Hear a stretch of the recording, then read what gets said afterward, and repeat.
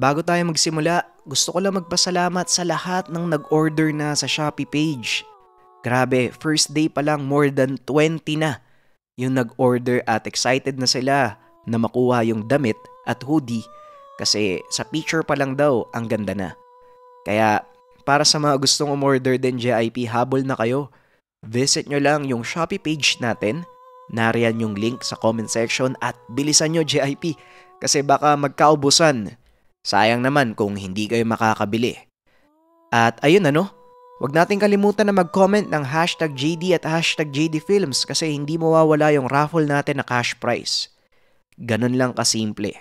Magko-comment lang kayo at kasali na kayo sa raffle natin na 200 pesos every Sunday.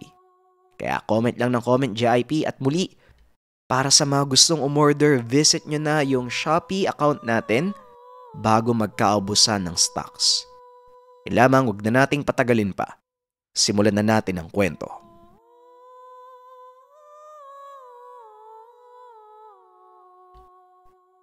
Ang kwentong ito ay hango sa totoong buhay. Mula ito sa isa nating kabayan na itago na lang natin sa pangalang Sibol. Ito ay patungkol sa pamangking si Jack. Walang eksaktong taon. San Sebastian, Samar. Ayon sa kwento, 2 buwan nang namamalagi sa San Sebastian si Jack. Isang lugar sa Bukirin kung saan nakatira ang kaanak ng ama na si Sibol. 30 anyos pa lamang si Jack ng mga panahong ito. Lumikas siya sa Mindanao dahil tinutugi siya ng mga kalabang rebelde. Dahil si Jack ay kinikilala na isa sa mga pinuno ng sariling grupo. Napilitan siyang lumikas para makaiwas sa gulo. Nagbago ang pananaw bilang kritiko ng gobyerno. Nung una ay nahimok lang si Jack dahil sa hindi pantay na pamamalakad sa lupain ng Mindanao. Mayayaman ay mas lalong yumayaman, habang ang mahihirap naman ay mas lalong humihirap. Inangkin ng lupa ng kanilang angkan, ginawang suhulan at nawalan ng karapatan sa sariling bayan. Nung una naging matatag ang adhikain ni Jack para sa ikabubuti ng lugar, upang magkaroon ng pantay na pagturing sa dalawang panig ng mahihirap at mayaman. Sa katunayan, bilang rebelde ay nanghihimok sila para mas lalong lumawak ang samahan, upang mas rumami, magkaisa at tuluyang makamtan ang hinahangad.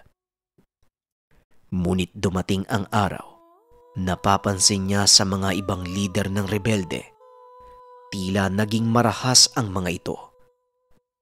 Imbis na tumulong sa mga mahihirap at sa mga kamag-anak na naiwan, naging tulisan na lamang at mamamatay tao.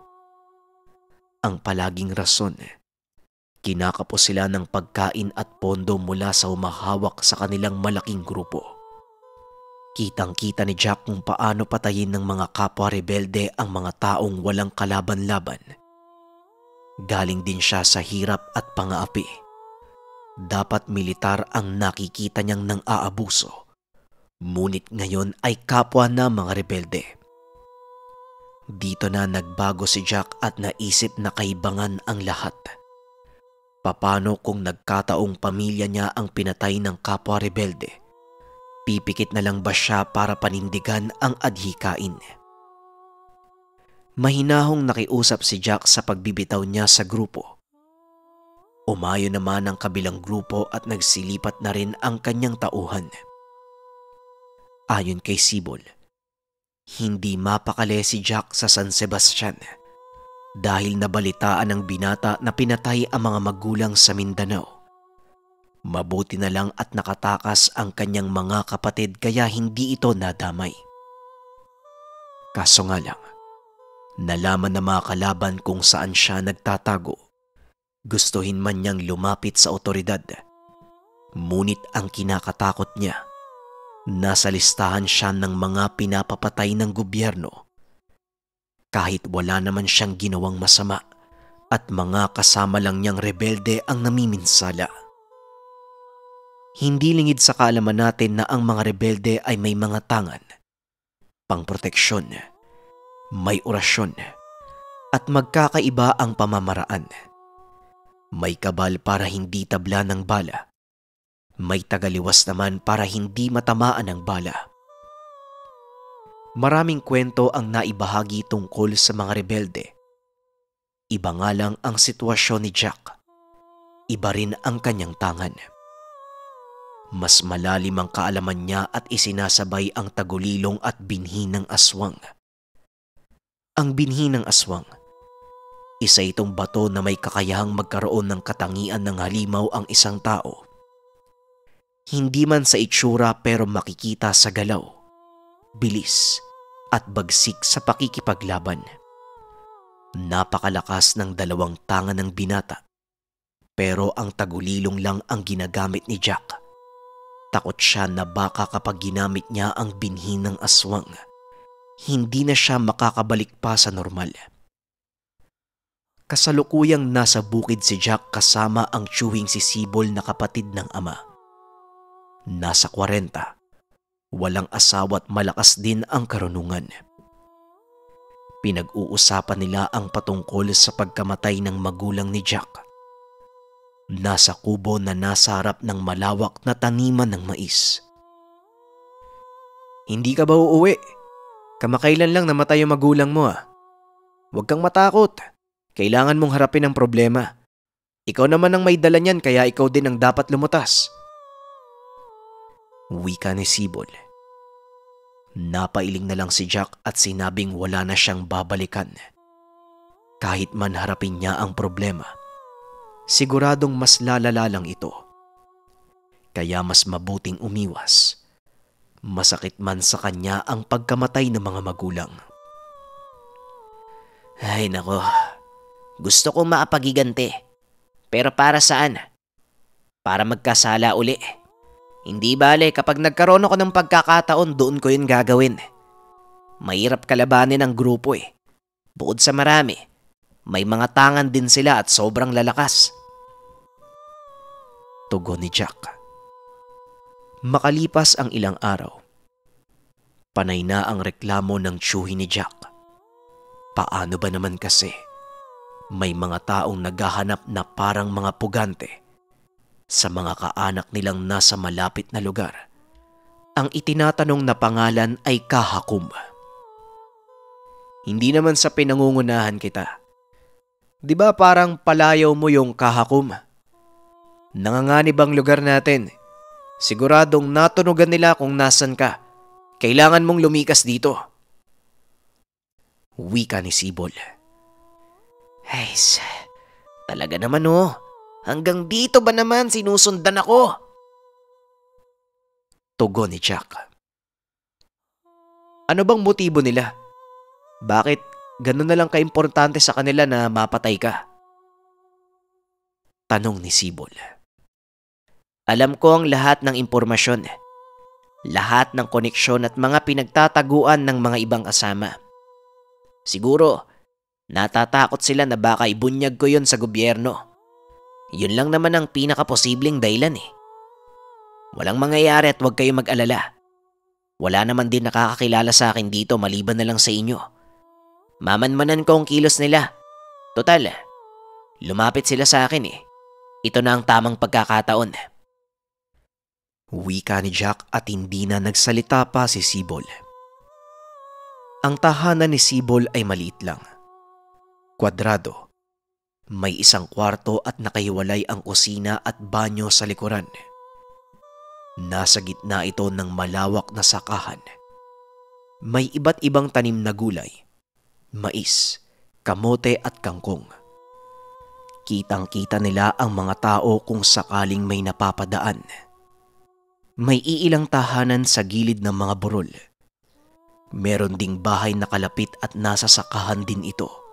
Kamag-anak nila sa ama. Sumapit ang 2 araw. Naglibot-libot si Sibol. Inalam ang impormasyon kung naroon pa ang mga rebelde at hindi pa ba umaalis. Nalaman niyang umaaligid dito sa iba't ibang lugar sapagkat may reklamo din ang Karatig Baryo. Ang masaklap lumaganap bigla ang aswang Sunod-sunod ang patayan at aswang ang pinagbibintangan. Sinabi ni Sibol ang lahat kay Jack. Hindi naman lingid sa kaalaman ni Jack dahil nagmamasid din siya sa iba't ibang lugar. Nagulat pa nga ang tiyuhin kung paano ito ginawa ni Jack, samantalang hindi naman umaalis ng bahay ang binata. Tuwing gabi po, hindi niyo po ako mapapansin, wika ni Jack. Napailing na lang ang tiyuhin at naalalang may tagulilong nga pala ang pamangkin. Pero ang tanong sa kanyang isipan, alam niyang malakas ang tagulilong sa umaga at mahina naman sa gabi. Ang katangian nitong ikubli ang sarili ay hindi makikita ng kahit sinong tao o may malakas na kaalaman. Ang tagulilong ang isa sa may pinakamalakas na sabulag. Napag-aralan ko na ang katangian ng tagulilong. Habang tumatagal may nadidiskubre ako eh. Minsan kasi biglaan na lang. Gabi nun pero hindi nila ako nakita. Di ba nga ang ibong tagulilong sa gabi lang nakikita?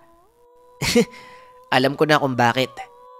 Pinagsasabay ko ang orasyon at linlang. Pwede kong magbasid sa anyong ibon. Dinala pa nga ni Kadoran yung 2 may tangan na binhi ng aswang. Ang mga tagamasid na sina Oscar at Ervin. Pero hindi bale. Hindi nila ako matutunton. At kung sakaling mangyari na ang lahat, naunahan ko na sila. Wika ni Jack. Sa palagay mo ba, ilan yung kalaban? Tanong ni Tio Sibol. Sa palagay ni Jack na 3 lang ngunit may iba pa. At dagdag pa ng binata. Mamayang gabi niya nasisimulan ang pagtugi sa mga kalaban. Yun na nga ang nangyari. Kitang-kita ni Sibol kung papaano naganda ng sarili si Jack. Nanibago siya dahil ang kaalaman lamang niya ay tipikal na orasyon at pangproteksyon sa kamalasan, bati ng malediksyon at mga masasamang elemento. Nakaluhod si Jack habang nakadipa ang kamay. Nakatalikod sa altar. Kinilabutan si Sibol dahil sa kaliwa pala ang karunungan ni Jack. Ang pagtalikod sa altar ay salungat sa pagkakarga ng mabuti sa katawan. Ang ibig sabihin, parang krus na nakabaliktad. Nagkakarga si Jack ng kapangyarihan ng dilim. Hindi nakakapagtaka na kaya nitong paganahin ang lakas ng tagulilong sa araw at gabi. Hawak ni Jack ang isang maliit na libreta. Nasa lapag naman ang 2 tangan. May garapa pang katabi na may lamang iba't ibang klase, parang pinaghalong piraso ng kahoy at mga insekto. Sininghot ng sininghot ni Jack. Wari may hinihigop na kung ano kasabay ng pagkumpas ng mga kamay. At ilang sandali lang, nagubad ito ng damit at kitang-kita ni Sibol ang dibdib ni Jack. May pula na parang nagliliyab na baga. Nakikita naman ito ni Sibol ngunit pilat lang sa kanyang paningin. Subalit ngayon, tila buhay na buhay ang mga pilat na kataga. Pawis na pawis si Jack. Tinatapik-tapik ang balikat at sinusuntok ang sariling dibdib. Kumuha ng patalim at sinubukang hiwain ang pulso. Nang mga sandaling ito ay kinilabutan si Sibol. Kitang-kita ng mga mata na hindi nasugatan si Jack. At nang matapos sa ginagawa, kalmadong nagsuot ng damit at tumayo na parang wala lang. Anong klaseng karunungan yan, Jack? Ano yung ginagawa mo? Tanong ni Sibol. Kitang-kita sa muka ang pagkatakot. Ang sabi ni Jack, hindi siya biyasa sa paggamit ng ibang orasyon maliban na lang sa nakasanayan. Ang kakalabanin niya ay kapwa rebelde, kaya dapat niyang ihanda ang sariling katawan. Napilitan siyang gamitin ang ipinagbabawal na orasyon. Kinarga niya sa tagulilong ang tagaliwas at kabal naman ang ginamit ni Jack na orasyon. Pinahintulutan naman siya dahil may kapalit. 1 taon sa buhay ni Jack ang mawawala sa kanya sa ginawang seremonya. Kapag may hiniling siya sa demonyo ay may negosasyon. Teka, paano? Narinig ko naman sa iyo ang kataga ng Diyos Nanalangin ka pa nga. Anong nangyari? Bakit demonyo? Tanong ni Sibol. Ngumiti lang si Jack at hindi na nagsalita. Ilang sandali lang ay naglakad na ang binata palabas ng tahanan. Dala ang garapa at 2 tangan. Wala siyang dalang baril. Iniwan sa bahay ni Sibol at patalim lang na halos 2 dangkal ang haba ang dala niya. Pero kung umasta ang binata ay parang gagawa ng dilubyo. Hindi malaman ni Sibol. Gusto niyang sumunod pero natatakot siya. Magpasaganon pa man. Tinapangan niya ang sarili. Nag-usal ng orasyon. Kinuha ang tabak na nakasabit sa brandelya. Mabilis na sinundan si Jack ngunit naglaho na ito. Gabi man ng mga sandaling ito, ngunit maliwanag ang buwan kaya imposible na hindi niya maaninag si Jack sa bukirin. Wala nang pake si Sibol. Tinahak ni Sibol ang daanan na dinaanan ni Jack.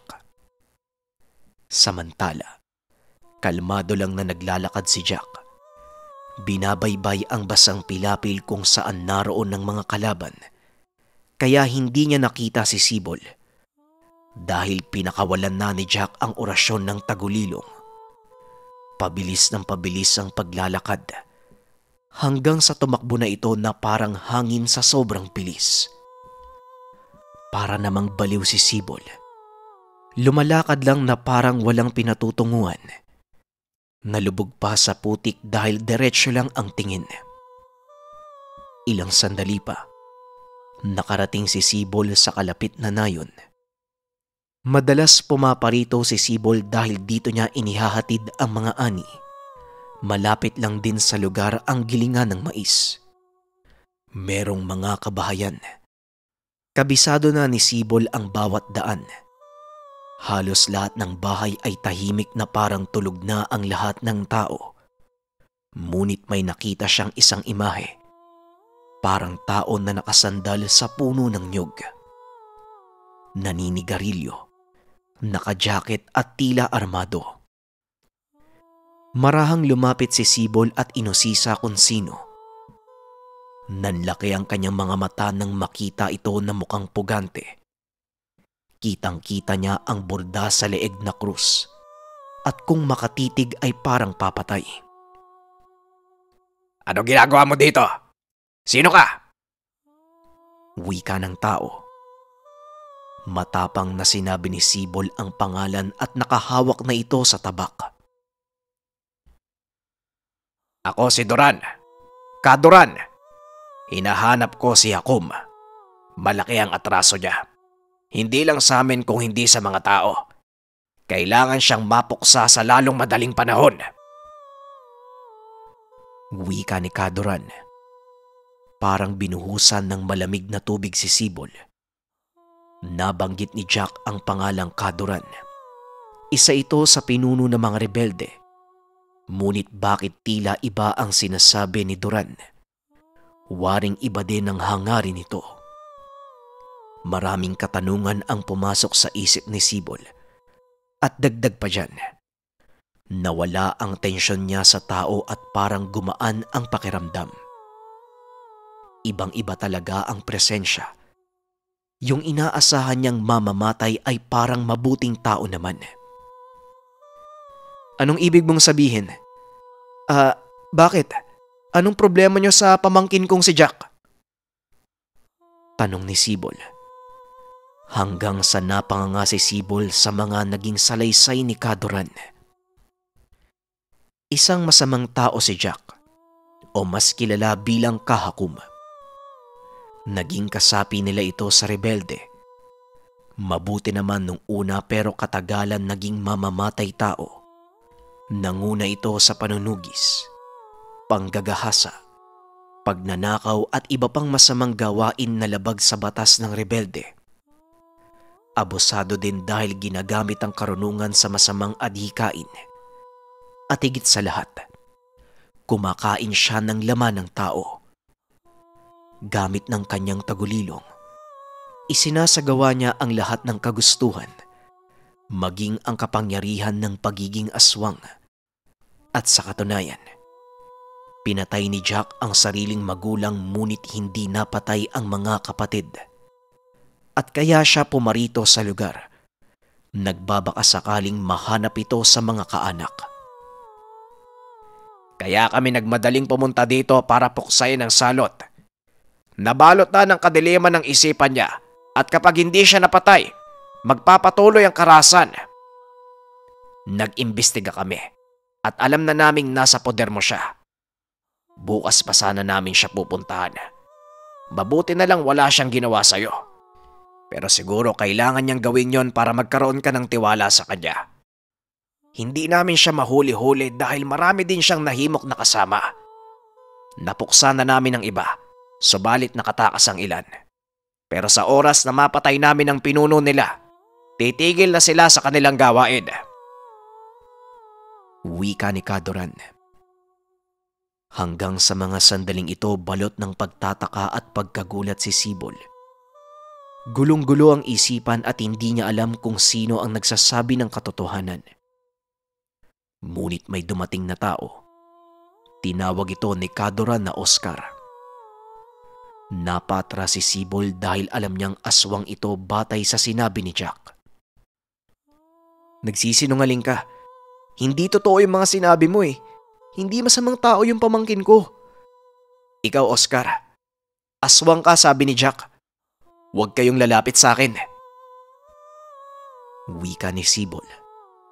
Napakunot naman ang noo ni Kadoran. Nagkatitigan pa sila ni Oscar habang nagkikipit balikat. Teka, ako aswang? Tama ba yung narinig ko? Sino ba to, Kadoran? Bakit parang sobrang takot naman ata? Wika ni Oscar. Tsuhin ni Kahakom. Hindi talaga siya naniniwala sa atin dahil pamangkin niya si Jack. At maliban pa dyan, sobrang galing manlin lang ni Kahakom. Tugon ni Kadoran. Ganun ba? Hindi ako aswang. At kung may aswang man, si Jack yun. Pinapaikot lang ang isip mo ng kamag-anak mong demonyo. Rebelde nga kami pero ang pangkat namin, kasundo ng gobyerno at mga sundalo. 3 kami pumunta dito para matugis lang si Jack. Nga pala, Kadoran, nagtimbre sa akin si Ervin. Nagmamadali dahil may inaaswang daw dun sa kabila. Anak nam, naghihimagsik din dito si Jack. Kailangan natin siyang pigilan. Nahihirapan tayo dahil sa tagulilong niya eh. Isa sa pinakamabisang kombinasyon sa pagiging aswang. Hayop talaga. Sumunod ka na sa akin, Kadoran! Wika ni Oscar. Tumango si Kadoran at tinitigan sa mata si Sibol. Seryoso ang mukha ni Kadoran. Hanggang sa sinabi nitong sumunod na rin si Sibol nang malaman niya ang katotohanan. Hindi nagsalita si Sibol. Nagdadalawang isip dahil baka nililin lang siya ng mga ito. Pero dahil na rin sa kuryosidad, sumunod siya. Ngunit tuluyan niyang binunot ang tabak upang ihanda ang sarili sa kung sakaling may mangyari. Nang makarating sa tahanan, may 2 tao sa labas, isang babae at isang matandang lalaki. Sumisigaw ang mga ito at sinasabing pinatay ng aswang ang asawa ng matandang babae. Nakita mismo ng mga mata ni Sibol ang isang tao sa silong ng bahay. Nakatiwangwang at wala ng buhay. Nakita niya din si Oscar. Nakatungtong sa isang bato habang may dinuduro sa taas ng puno. Nasa baba naman ng puno ang isang tao. Ito marahil si Ervin. Palapit na doon si Kadoran. Yung barel na 45 ay pinapahiran nito ng putik. Hanggang sa nagkaputukan na. Kitang-kita ni Sibol ang paglundag ng itim at napakabilis na nilalang napapatawid sa isang nyug. Mabilis na tumakbo si Sibol upang malapitan ng maigi. Hanggang sa nakita niya si Kadoran. Kinukumpas ang kamay at may sinambit na salita na hindi niya maintindihan. Ngunit tunog Latin. Si Oscar naman, dumakot din ng lupa at pinahid sa mahabang baril. Sa pagpapaputok nito ay may nalaglag. Napadaos-dos pa ito sa dahon ng nyug at doon sa kawayan nagpunta. Dito na pinalibutan nila Kadoran ang kawayan. Nanlaki ang mga mata ni Sibol nang makitang may taong paika-ikang naglalakad at kamukhang kamukha ito ni Jack. Dito na nalinawan ang isip ni Sibol. Totoo ang mga sinabi ni Kadoran. Lahat ng mga bagay na alam niya kay Jack habang nasa bahay ay pawang kasinungalingan. Kitang-kita niyang nanlaban pa si Jack. Hawak nito ang patalim. Maitim ang mga mata at umaangil pa na parang malaking kambing. Pinapaputukan nila Kadoran si Jack. Hindi makagante at tuluyan ng tumumba sa lupa. Lumapit na si Sibol upang makasigurado. Si Jack nga, nasa kamay pa nito ang tagulilong, habang yung binhi ng aswang naman, wala. Sinabi na ni Kadoran na pasensya na sa ginawa nila dahil kahit papano pamangkin pa rin niya si Jack. Pag nalawa niya ang binhi, kunin mo, Oscar. Ikaw ang magtago at wag na wag mong ibibigay kahit kanino. Yan ang nagpabago sa isip ni Jack. Yan ang dahilan kung bakit sumama ang kanyang isipan at pumatay siya ng tao. Wika ni Kadoran. Nakatulala lang si Sibol. Ilang sandali lang umalis na ito sa lugar. Naisip niyang baka pagbuntungan pa siya ng galit ng kaanak ng pinatay ni Jack. Habang naglalakad pa uwi, gulong-gulo ang isipan. Panay ang bigkas ng mabibigat na salita sa sarili. Hindi niya lubos na mapagtanto na ang taong kinupkup niya dahil sa isang dahilan, isa palang aswang at mamamatay tao. Kinabukasan, umugong ang nangyari. Mabuti na lang hindi sinabi ni Kadoran na aswang ang pamangkin ni Sibol. Sinunog ito hanggang sa maabo. Mga kabayan, leksyon na dapat matutunan sa kwento. Huwag ibuhos ang tiwala sa isang tao, lalo na kung hindi natin ito lubusang kilala. May mga taong magaling manlinlang, ngunit sa likod ay may masamang hangarin. Kilatising maigi, pag-aralan, alamin ang mga bagay na nasa likod ng pagkatao ng isang estranghero. Naway marami kayong natutunan sa storya. Maraming salamat sa pakikinig ng ating kwento, JIP. At muli salamat talaga sa mga nag-o-order ng gabunan hoodie natin. At para sa mga gustong umabol, bilisan nyo na, JIP. Visit nyo yung Shopee page natin. Nariyan yung link sa comment section habang hindi pa ubos ang stocks. Muli maraming salamat sa sobrang daming umu-orders. Yun lamang. Paalam.